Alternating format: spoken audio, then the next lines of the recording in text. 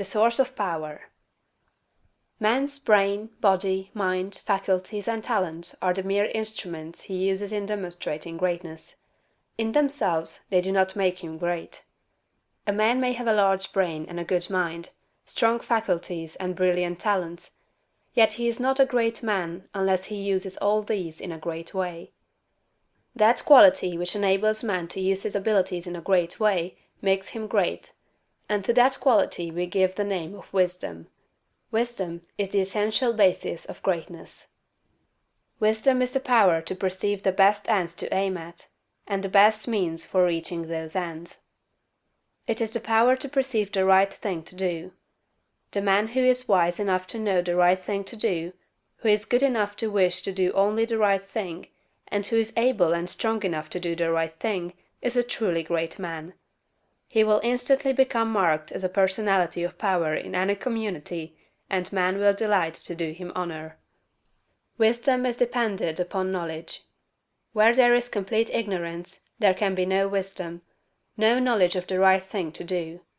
Man's knowledge is comparatively limited, and so his wisdom must be small, unless he can connect his mind with knowledge greater than his own, and draw from it, by inspiration, the wisdom that his own limitations deny him.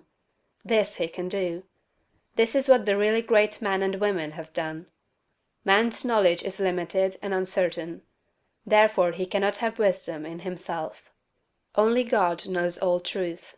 Therefore only God can have real wisdom, or the right thing to do at all times, and man can receive wisdom from God. I proceed to give an illustration. Abraham Lincoln had limited education, but he had the power to perceive truth.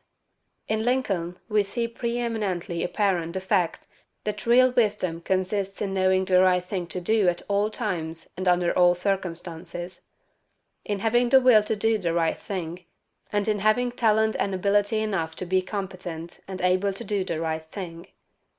Back in the days of the abolition agitation, and during the compromise period, when all other men were more or less confused as to what was right and as to what ought to be done, Lincoln was never uncertain.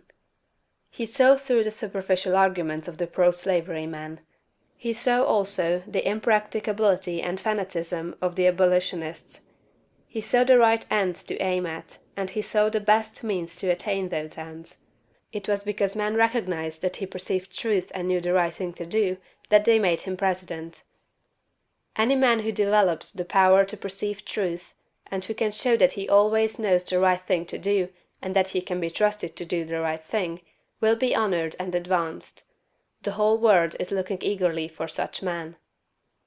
When Lincoln became president, he was surrounded by a multitude of so-called able advisers, hardly any two of whom were agreed. At times they were all opposed to his policies; at times almost the whole North was opposed to what he proposed to do. But he saw the truth when others were misled by appearances. His judgment was seldom or never wrong. He was at once the ablest statesman and the best soldier of the period. Where did he, a comparatively unlearned man, get this wisdom? It was not due to some peculiar formation of his skull, or to some fineness of texture of his brain. It was not due to some physical characteristics. It was not even a quality of mind due to superior reasoning power. Processes of reason do not often reach knowledge of truth. It was due to a spiritual insight. He perceived truth, but where did he perceive it, and whence did the perception come?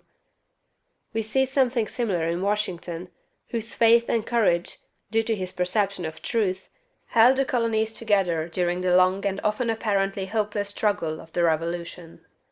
We see something of the same thing in the phenomenal genius of Napoleon, who always knew, in military matters, the best means to adopt.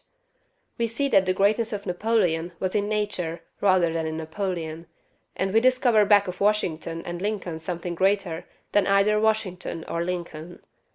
We see the same thing in all great men and women. They perceive truth, but truth cannot be perceived until it exists, and there can be no truth until there is a mind to perceive it. Truth does not exist apart from mind.